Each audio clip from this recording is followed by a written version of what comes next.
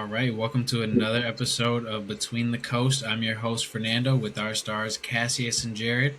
Today, our episode, we will be going over a recap of the Pistons and Cavs Game 7, followed by each conference finals Game 1. All right, let's get into it. So, Cassius, where did the Pistons go wrong? And where did they not go wrong? It was a very, very, very tough game to watch. It was something we expected where we thought, we knew that Cade had to kind of be the one to step up and kind of have that next echelon. But I mean, 13 points, 4 rebounds, 0 of 7 from three. Like, it's not going to get it done. Jared Duran, 7 points, 9 rebounds, 2 blocks. Like, that's decent, but 3 of 7. You took 7 shots. You're still, again, why aren't you the second option every single game? And then Tobias Harris, which, it's not supposed to be him, but still, like, he's a veteran and he's a key veteran, and 5 points, 5 rebounds, like 0 of 6. Those were all free throws. And then 0 of 2 from three. Like, they could not make a shot. And this was, I said earlier, my biggest concern with Detroit is, are they going to have that one game where they can't find the basket and there's that person who can't help Cade get it done? And yeah, they could not get it done, unfortunately. And it's not like the Cavs were actually shooting any better for a while. Their best scorers were Donovan Mitchell, but he was 10 for 22. James Harden was 2 for 10, 0 of 6 from three with 9 points. And then Sam Merrill was 5 of 8 for three. That was, they got wins from their bench players. And again, as I said with the Cavs, like, Mobley and Allen stepped up. And if they don't play well, like, that team is not going to thrive. And that's what happened. They both of their bigs showed up finally. So Where did they not go wrong is kind of crazy. I mean, because and let's just call it what it is. Let's just call it what it is, dog. Like, that is kind of crazy, for multiple reasons. I mean, this series should have been over in 6, and everybody knows what I'm referring to. Tony Brothers, yes, call him out by name. I hope he sees this one day. Tony Brothers blew it in Game 5. Like, Asar got tripped. Pistons should have won at the line. And then they went into Cleveland and curb stomped them. And for all intents and purposes, Cade Cunningham is an all-star. Cade Cunningham is, at this point in time, one of the top, people might have a list, so I'll say top 5 American players on the face of the earth at this point in time in the game. I would agree with that. And he couldn't get to the line in the second half of a Game 7. That's crazy. Cade Cunningham doesn't foul bait. Cade Cunningham is just straight buckets. He couldn't get to the line. Now, I will agree with you, Cassius Duran. Unacceptable, man. Like, he's an all-star too. And for whatever happened in the playoffs, whatever they got to do to get him back on track, like, they have to do it, because he can't be. You don't go from averaging 20 and 10 to 9 and 7 in the playoffs. You can't do that. So, there were a lot of. I mean, I could go on, but I just think that outside of some of the officiating, they got blasted in Game 7, and there was just no coming back. And honestly, when Donovan Mitchell hit that shot at the end of the first from like half court, I was like, oh yeah, this is it. So, Energy killer, dude. Energy killer. Yeah, I mean, it was very unfortunate. That game, it was a 31-point victory for the Cavs. That was the third largest win for a road team in Game 7. So, I mean, they definitely just showed out in Game 7. They left it all there. So, and I think now more than ever, like, they showed, if anything, they showed like what happened last year wasn't a fluke. Like, they're gonna be around for a while as long as they make a move. but it just depends on what move. Yeah, I definitely agree with that. I mean, I think there was a lot of people that were surprised that the Pistons stayed. Like, I think to your point, like last year they thought was a fluke. This year solidified. Like, no, the Pistons are here to stay. Cade, like I said, as I before, like it was definitely top 3 MVP candidate for me this year, before the injury. But yeah, I mean, like just to your point, like I mean, Giannis, of course, is I think the biggest name on the board that would really benefit that team, because for one, I think that would solidify whether Giannis. I think Giannis is at that age now where he wouldn't mind being that number 2 or that 1A to that 1B almost. And then I think you guys also need to really go and find another similar point guard or a point forward that just plays very similar to how Cade does. Because Cade doesn't need someone to take the ball away from him. He needs someone to have the ball when he's not on the floor. Mm-hmm. And you need someone to help you running that offense when he can't be there. Because that's the thing. It's like there's no one else that can generate that type of assist numbers that he does. So, which I think it's funny that you say that, because Jared, you were talking about Ja Morant. I was. I do think that. Are you shaking your head, bro? Are you shaking your head? You gonna let the take? You gonna let the take ride or not? I was like, first of all, you interrupted your own take, so because you over there shaking your head. The pod can see it, bro. The pod can see it. Anyway, so I'll say my yes, piece. I agree with. There's 3 things. Okay, 3. Actually, yeah, I'll start with 3 names. I agree with the Giannis take. I think the Pistons are in a position to win now. But the thing is, do you want to mortgage some of those young players for Giannis? You would have to give up Duren. I don't know if they want to do that. I don't know if they want to do that for an aging player that has a calf issue. I would love to have Giannis, but I would. You may not have to. He would be on his bird year contract, and it's his super max, so that those numbers shouldn't have to count against him. Well, I mean, if they can make it shake, they can make it shake. But you also know if you trade for Giannis, they're gonna want a young piece. They're not just gonna want picks, which is the issue in and of itself. Because we're a young team, and to get a 32-year-old player, though he's a proven winner, he's a champion. That calf been bothering him for the past 2.5 years. You move a sore. I'm sorry. That's who you move. I mean that's an option. That's the piece you move. That's an option. But Asor is also like one of the best defenders in the NBA. So then we're compromising ourselves on the defensive end, which is where we thrive as well. Giannis did mention, Giannis, a former defensive candidate, defensive player of the year candidate. You're not losing much. You're gaining. You're actually. We are losing much because Giannis played 30-something games this year, and Asar played how many? That's true. We're losing a lot. But that's the thing. But Giannis has been mostly healthy over his career. He's getting a little older. I think also it was the fact that the Bucks shut him down too for a good portion of those games. It's not that he didn't want to play; it's that they told him he couldn't play, which became a big portion of why he wants to leave now. That's true, but that was towards the end of the season when they were also realizing they brought him back. He re-injured. He tried to come back again, and they said no, and he was complaining about it. The point is, like, if we're going to get Giannis, we have to be able to keep the young pieces because he is an older player with an injury-prone calf, and we know what happens when you have a strained calf or an injured calf. Look at KD.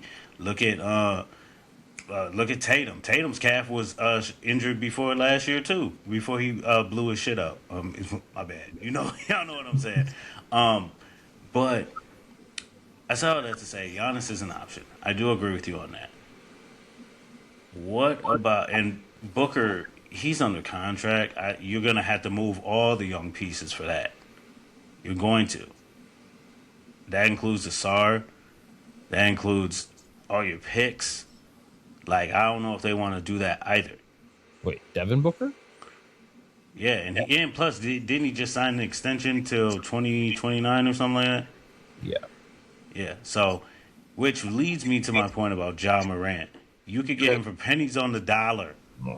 You can get him for a sweet roll and a cup of coffee because the Memphis Grizzlies don't want to deal with him. No one wants and you'd be able to keep your core. You don't want him. You don't want him. He is somebody who can create his own shot and can play make on his own. The issue with the Pistons are they only have Cade, who is able to get his own shot at any point in time and play make. So you would rather? Let me get this straight. You'd rather a superstar point guard who would rather become a cancer to his own team than to play. There's no way he was injured for most of the season. Or a superstar forward who we've seen plenty, including KD, who has not had any real history of injuries to the point that he had when he was with Golden State, and is a huge boost offensively to what you have currently with Ausar. Defensively, I would say it's very close. Not to mention because he's a longer, bigger, he's able to cover more positions than Ausar can. Are you talking about Giannis or are you talking about KD? You just brought up KD. I'm talking about Giannis. But I'm saying because you brought up KD's injury. But Giannis, I think, is just a way better value, even with those couple years, because you're win now and he's a win now player. Versus Ja, you could literally win and lose all in the same year. You could be like, oh yeah, this is going well, and then it never takes off. Your point. He's also injury. He's more injury prone, I think, than even Giannis is. They're just. I agree with that statement. They are both equally injury prone, but Ja is younger. Ja rode the pine because Memphis was sick of him. You can get Ja without giving up what got you 60-something wins this year. That's the point. If you're going to get Giannis, so who are you giving up to get Giannis? You're going to have to give up Duren, and you're going to have to give up Ausar. You're giving up that in picks. But again, it's not more so about Ja's skill. Of course, that's why. But it's why you don't want him. It's why no team wants him. He is literally a cancer right now to any team he gets put on. Right now, yes. He needs to change his coach. You don't have the coach to make him right. You think JB's going to set that boy right? Stop. We have the culture. What are you talking about? You act like Ben Wallace, Rip Hamilton, Rick Mahorn. The list goes on. They're still in the building, bro. They were at every game. Derrick Rose could not get that boy set straight. You think they can? Stop. Derrick Rose also came to Memphis. It's not like Ja came to his city, Chicago. What are you talking about? Exactly. You already know the change. The change of scenery. The change of scenery. It's not. Ja didn't have a change of scenery. Derrick Rose came to him. And Derrick Rose was old. Derrick Rose was old and done. Also, is Ja gonna move to the shooting guard position? Is he gonna be the 2? No, you would have Cade play off the ball. That's wild. Why is that wild? Cade wants to play off the ball anyway. He averaged a game. The way that offense it ran this year and why it was so successful is because he was a ball dominant player. Like that's how he thrived. To your point, he's a 6'5" point guard. He's not a 6'5" shooting guard, which is normal for that position. I think it goes back to your point, Cassius, that they do need a point guard to run the floor when Cade is not out there. Exactly. So, but if you add Ja, that's adding a point while he's on the floor. You don't need a point guard. You need, if anything, a shooting guard or, to my point, a mid-big like Giannis to kind of help stretch. Not to mention, you guys, Tobias Harris is on contract. Herter, Duren is on his contract this year. Jenkins, Javonte Green, which whatever. But like Duren, there's no way they're going to Duren. He's 22 years old. That's you have your starting center for the next 10 years. Like, well, okay. So Jared, let's hear your last take, and then we're going to move on to the next conversation. You act like teams have never moved over a player to bring in another one, and that said player, runs the point in the half court, a.k.a. Allen Iverson. They brought in Eric Snow, and what they do, They walked their happy asses to the finals. Isn't that what happened? And then they Yeah, lost. I was running point until Larry Brown was like, you're going to run the 2. And he's 6 foot, really 5'11". And then they We're lost. going to bring in Eric Snow. He going to bring the ball up the court. We're going to give you the ball, and then we're going to run it through you. Is that not what teams have done? Yeah, that's fair. But let me ask you this. Your concern with Giannis was defense. Ja is not the best defensive player either. So you bringing him in does not help you guys defensively. Defense isn't our problem. I'm not saying that. I was just repeating what you said. So no, my point bro, is Ja also does not help that side. So if anything, it's weakening that standpoint of like, okay, you're going to have him there. He's a liability. We'll get to this, but we're seeing how that affects the point guard position mostly because James Harden is getting cooked right now. James Harden is old and has never played defense. Bro, it don't matter. Oh my gosh, bro! Defense is you're missing the point. If defense isn't our weakness, adding Ja doesn't make us weaker. We had Duncan Robinson in there. That's the same thing. A willing defender. He ain't stopping nobody. He let an old ass James Harden cook him. What? He let old James Harden cook Tobias. Like defense is not the problem. That whole starting 5, their best defenders, Asar. And Duran's not even really that. He's not even he can play defense. He's not even all that willing. Cade, Duran, Tobias, and then Duncan Robinson. And Dennis Jenkins is a willing defender too. So I mean, like, got cooked, which he did. He got old people hips. But my point in saying that is like, if you were to add Ja, you're still going to be on the floor with at least 2 of them who aren't the strongest defenders. That's my point, because Duncan Robinson ain't locking nobody up. Tobias ain't locking nobody up. I would say this would only work if he gets let go, because I don't think you guys should trade for him. If you trade for him and you give up a first round talent for him, I think you guys are going to lose that trade in the end. So I don't think that. They're willing to give. Here's the thing: teams are going to be desperate. Not teams. The Memphis Grizzlies are going to be desperate to get rid of him because they want to get rid of him. And if nobody else comes running, all you got to do is be like, I know nobody else is calling you. That's when you have leverage. You can get him for pennies on the dime at this point in time in the game, as opposed to Giannis, where you're going to have to give up Duran. And you know that's how that goes. You're like, no, they don't have to give up Duran. They would have to give up Duran because Milwaukee's not doing that trade without Duran or Asor. Asor would be the one to go. It wouldn't be Duran.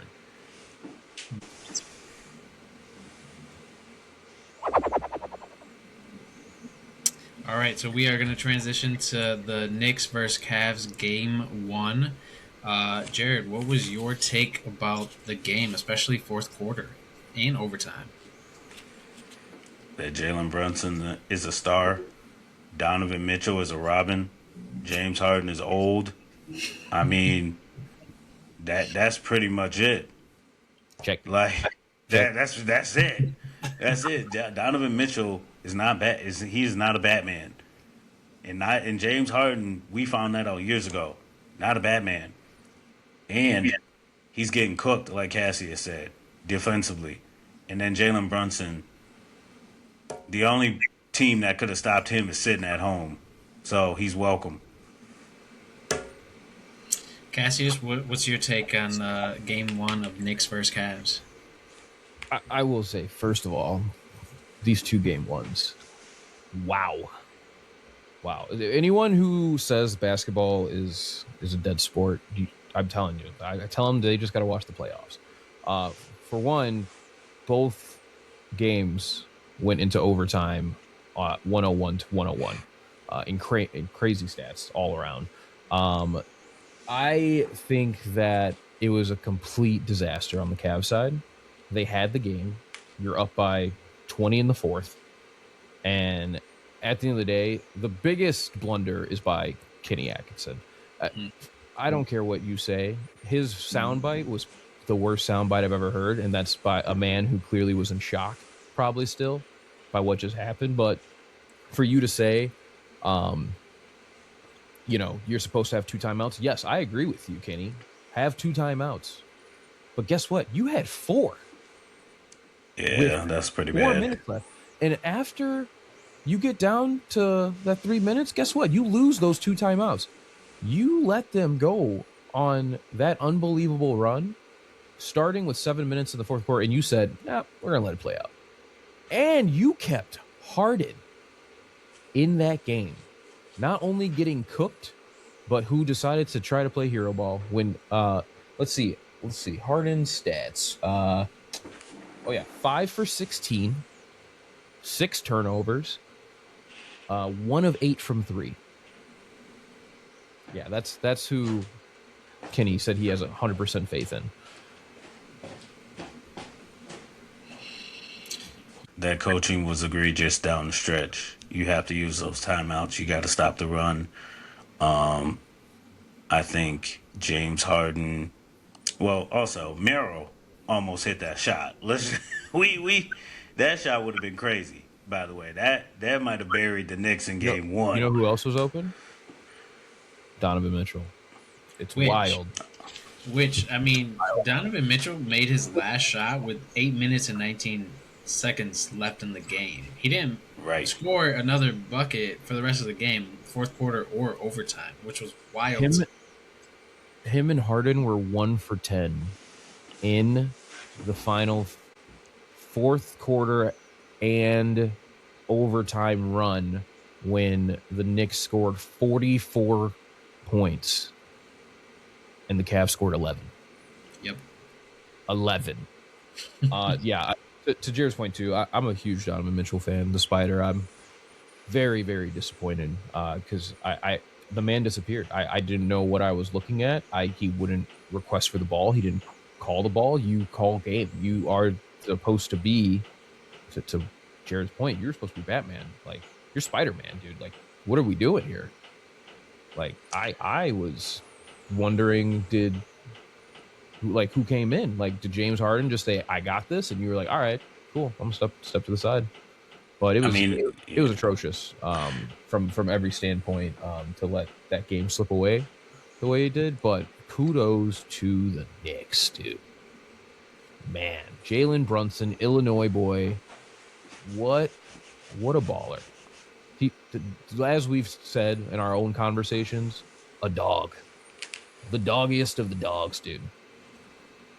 And Cat is, as I've said, I don't know. Cat's making me a fan now with this new play style he's got. The passing Cat, he's been saying this his whole career. Get him the ball. He's a point center, dude. Like, make him pass the ball, and he will find the open man. But this Knicks team is fun to watch, and it's looking to be like a fun series. But I don't know. I think it's gonna be over in 6. If I'm being honest, here's a stat. With what was it? Wasn't it with 7 minutes to go? The Cavs had a 99% chance to win or something like that. It was like 99.9. The Knicks had a 0.01% chance to win the game, and they came back and won. That's insane. That's insane. And also, their bigs disappeared down the stretch. Disappeared. Like Cassie said it earlier, they got to play perfect if they want to win. And Mobley disappeared. Allen disappeared. Like, I know everybody saw the look on Allen's face at the end of that game. He was like, "What happened? What happened?" Yeah, I mean, not to mention the turnover battle. Did lose that turnover battle. They essentially, especially at the end of that game, it didn't make any sense for the kind of plays they were making. And at the end of the day, like, it's too hard for you not to fall into it.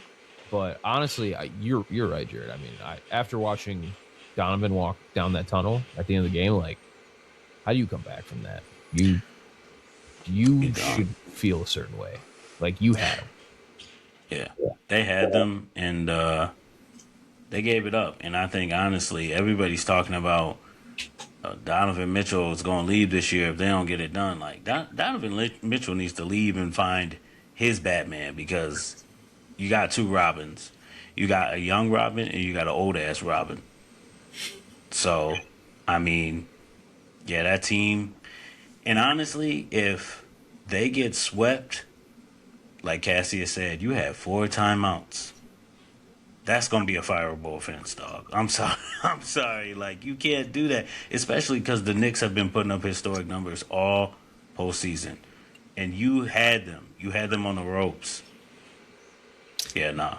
Do you Yep. guys think the Knicks played so bad because of rust and then finally came back to life? Or do you think the Cavs just blew it in the end and the Knicks happened to come back to life? They blew it. I think it was a little bit of both actually. I thought defense would play a lot more, which I mean it did. It was a 101 game at first, so like barely it got to 100. But the Knicks are a much better defensive team than the Cavs. But at the beginning of this game, the Cavs were locking the Knicks down, and Dean Wade is 6'10", but they have him guarding Brunson, which when he is guarding Brunson has a difficult time scoring the ball or getting a shot off, which again, don't understand, Kenny, why you're not throwing him in. Instead, you're letting James Harden literally look like a roller skater out there. Like, what are we talking about? They don't want James Harden. They don't want to lose James Harden. That's should. what this is about. Everyone should want to lose James Harden. But you know that's what this is about, man. James Harden is on his last leg. He has not taken good care of his body, and you can see it. He looks old now, man. Like he looks old. I mean, you look at his body and how he moves compared to LeBron. Hell, even an old ass CP3 at that point in time, it's over. I just want you guys to know, Harden is averaging 5 turnovers a game. He's got a high usage rate, though. I mean, that's pretty normal. 4.9 turnovers is normal. 3 is normal. For the high usage rate players. Cass, you said Knicks in 6. Jared, Knicks in 5. I got the Knicks in 6. It's definitely not looking good for the Cavs. Teams that needed 7 games in both the first and second rounds are just 1-4 in the conference finals. So the only team that won, advanced was the 2008 Celtics. The 2020 Nuggets lost, 2016 Raptors lost, 2006 Suns lost, and the 2003 Mavericks lost. So it's definitely not looking good for the Cavs. If the Cavs lose, though, LeBron just announced, sounds like he will be back for officially another year, which means the LeBron sweepstakes starts between Cleveland and LA, in my opinion. Or Golden State. Bro, I don't know. We'll just have to wait. It could happen. Or Golden State. LeBron going to play with the babyface assassin.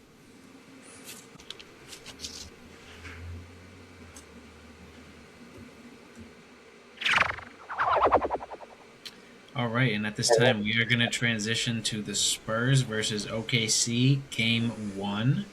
What was your take on Game 1? Okay. I will forever be a West fan. I know we're in the East, but God, the West game... He just can't stick to the name, the logo, nothing. This guy. No, all jokes aside, I mean, that game was insane. I mean, double overtime. I said this game would bring back classic NBA feel, and it did not disappoint. It was a brutal battle. It was close the entire time. There was a slight gap that started happening in that third quarter, but then it didn't matter. The Spurs kept battling back, and Jalen Williams said he felt healthier than ever. We saw that. He proved out. He balled actually more than I thought. He looked really good. Chet, however, looked awful. I shouldn't say awful. He just looked very underwhelmed. He could not match up well against Wemby, and he did not honestly provide enough support to that team for what they needed. If Caruso has 31 points, you know there's something wrong on your offense right now. And AJ Mitchell, like that dude has been balling. Like I said, he's supposed to be a big factor. He also did not perform well. I think he only had 4 points. Chet had 8. McCain had 7. Like those are supposed to be your offensive guys. Like, and none of those guys came through for you. So All of that was very surprising for that first game. Those guards, Dylan Harper, baller. Steven Castle locked Shea up for those first 2 quarters. And then the alien, Wimby the French baguette. Oh, you gotta stop calling him my that. God. He is not gonna like the that. Youngest ever. Like I to ever do a 40 and 20. Like put the man up there already with the greats, but I think the Spurs are way ahead. Most people would ever put them at right now, but man, does Wemby just have that factor of like, no, I'm winning. And it was a little bit of a revenge game for him because they presented Shea with the MVP trophy right in front of him, and he said, "All right, bro, let me show you who the MVP is." All right, Jared, that was a really good take. Jared, let's hear your take. Game 1, Spurs versus OKC. Yeah, I mean, he took everything like GD, bro. Like, I mean, so I guess I gotta mix it up a little bit. I mean, ultimately, he's right. Stars definitely came out for that game, minus Shea, because he had his struggles. I think not OKC's. I think the Spurs' length bothers Shea. I think they also are really physical with him, unlike a lot of the other teams. So he gets flustered. I also think this was Wemby, like Cassie has said, being like, that trophy should have been mine. Didn't belong to Shea. I mean, that shot he hit to send it to double overtime, right? Or was that regulation? That was intended for the overtime. Man, that was deep. That was a Curry 3. That was and he's 7'5". Like he pulled up like it was Steph Curry. They say he might be the greatest combination of players. You have someone who can shoot the 3 potentially like Curry, who's not afraid to pull it up, who can dribble like KD, but has the moves in the hole like the Dream, Hakeem, Robinson, and has the fundamentals of Tim Duncan. Like, yeah, and he might be, the best player of all time. Maybe. Needless to say, like, dude is different. I think, and the most glaring point that Cassius brought up is if Alex Caruso is your leading scorer, you know it's a problem. You can't win that way. And that's why they didn't win, because Shea was getting bothered. They throwing bodies at him. He's seeing somebody different every play, and he'll adjust. Cassius said a lot, which he didn't really say much that I could disagree with. I mean, outside of Wemby is pretty much showing us he's here to stay. The Spurs are about to go on their second dynasty run. Let's just call it what it is. What the NBA is going to look like going forward, because now it's like, at least on the West side, you're playing catch up to the Thunder and the Spurs. Like, that's it, game over. On the East side, the East side is still completely open until we see what happens with the Knicks. And if the Knicks win out, then it's now everyone's got to play catch up to the Knicks. I don't agree with that. You guys have to do some things in the offseason. I'm not just talking about us. You're forgetting about the Celtics as well. The Celtics also are in a weird situation because we have to see what, if anything's going to happen between those two. They're going to pay them. It runs through. It's about Jalen's comments and how he wants the team to run through him, it sounds like. Well, I mean, there's that part too, but I mean, yes. Jalen did make those comments. That is true. He does want the team to run through him. And they were good when they ran through him. But like I told you before, I think everybody knew when Tatum was going to come back, they were going to lose. Everybody was like, oh, they're on this incredible run. That comes to an end in playoff basketball. That's number one.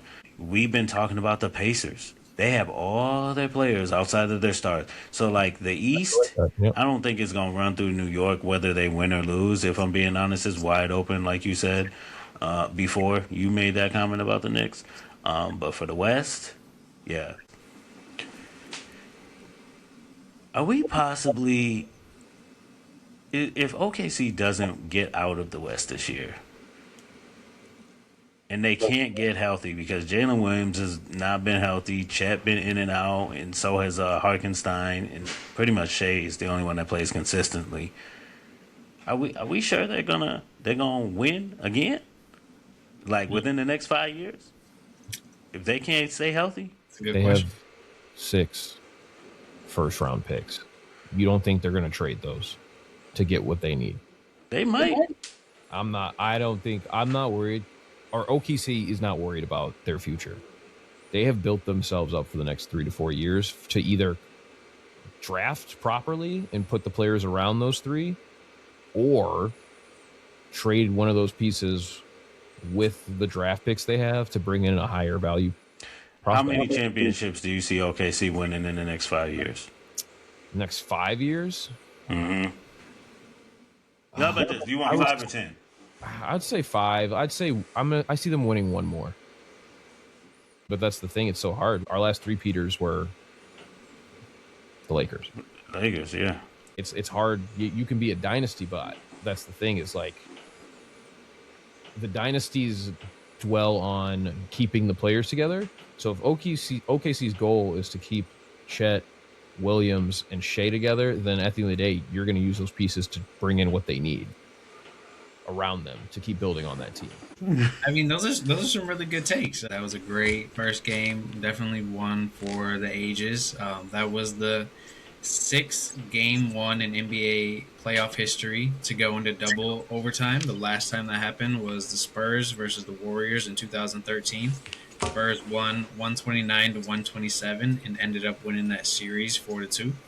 The Spurs are the 5th team in NBA history to win 5 of their first 6 games against a team that owned the best record in the NBA that season. So, this is kind of just proving that they might have the Thunder's number. The 4 previous teams all won the playoff series that had that best record. It was the 95-96 Chicago Bulls, 96-97 Chicago Bulls, the 06-07 Dallas Mavericks, the 15-16 Golden State Warriors, and the 24-25 Oklahoma City Thunder. And this was also, a little bit more history for the Spurs. This was their first road win in Game 1 Western Conference Finals since 2005, when they went on to beat the Suns and the Pistons in the finals 4-3.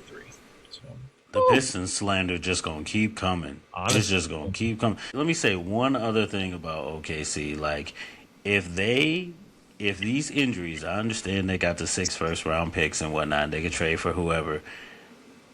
But when you win like how they have been, you're not quick to trade those picks away.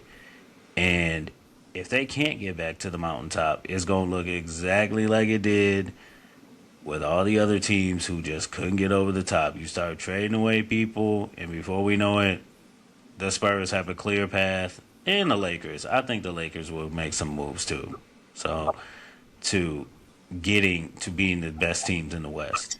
And I'm just saying that because when you're that good, and then like let's say they lose to the Spurs, and then they come back and then they lose to the Lakers again, nah, man, it's over. It's over. You start shipping pieces off like that. Since we always slandering the Pistons, that's what we talked about with them too. Like, think about in the early 2000s, they went to how many conference finals? They couldn't get past the Celtics. Couldn't get past the Heat. After 2004, they shipped everybody off. Yeah, but we're talking about that one. Like, they did win one. But the Pistons, that's my point. Yeah, but the issue here is more so like there's never been a team that's been this successful and seen as the leader in the West completely have that many picks, and most of those picks aren't theirs either. That's the other thing. They're picks of worse teams.